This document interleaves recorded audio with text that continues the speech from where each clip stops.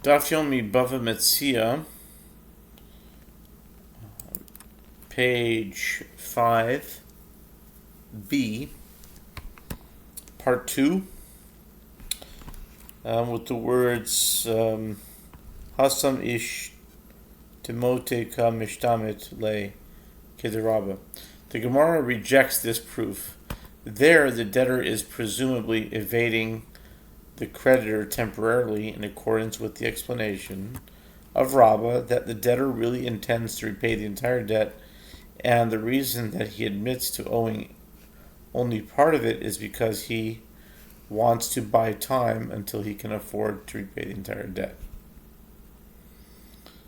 The Gemara adds, no, that this distinction is correct, as Rav Edi Bar Avin says, that Rav Chizda says, one who denies a claim that he received a loan and is contradicted by witnesses is fit to bear witness in a different case. By contrast, if one denies receiving a deposit and witnesses testify that he is lying, he is disqualified from bearing witness in other cases. The reason for this distinction is that since money is borrowed to be spent, the assumption is that the debtor did so, and his denial is merely an attempt to buy time until he can repay the debt.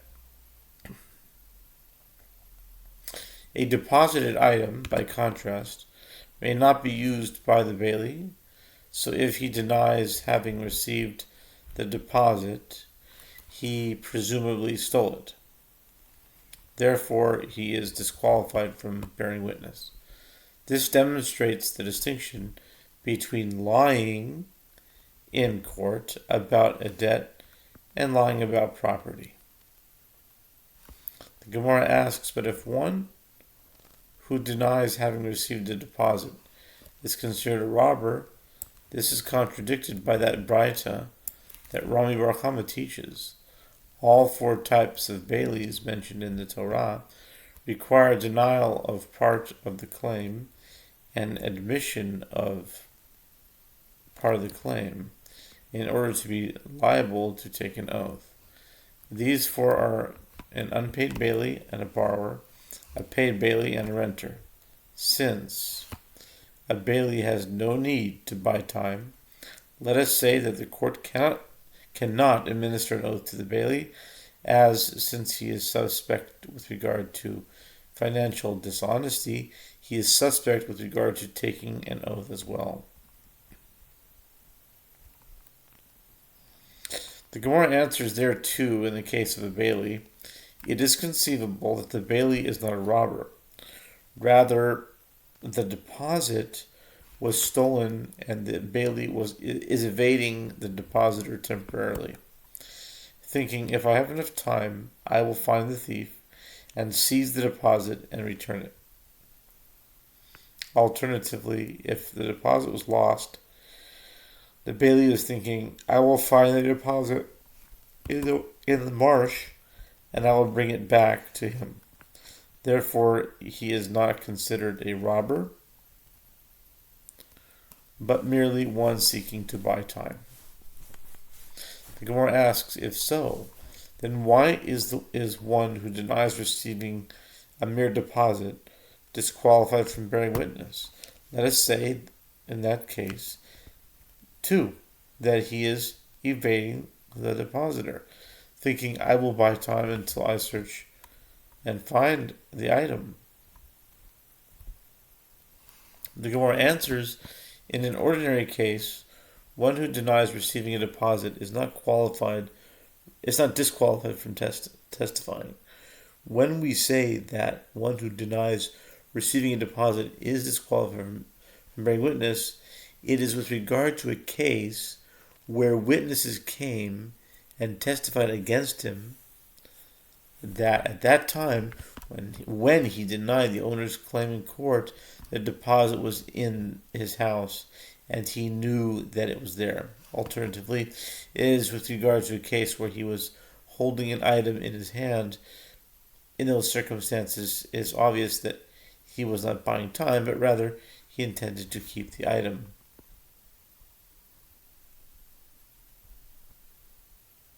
The Gemara asks, but if one who is suspected of financial dishonesty cannot be administered an oath, that which Rav Huna says with regard to the halachot of baileys is difficult, as Rav Huna says that if a bailey did not return the deposit, claiming that it was lost or stolen, and says that he is prepared to pay for it, the judges nevertheless administer an oath to him that the item is not in his possession. Let us say that since he is suspected of financial dishonesty, he is suspect with regard to taking an oath as well. The Gemara answers there too, the bailey is not suspected of outright robbery, as even if he took the deposit item for himself, he could rationalize his behavior, saying to himself, since I gave him money for the item, I did nothing wrong. Therefore, his oath is deemed credible, and the oath can be administered to him.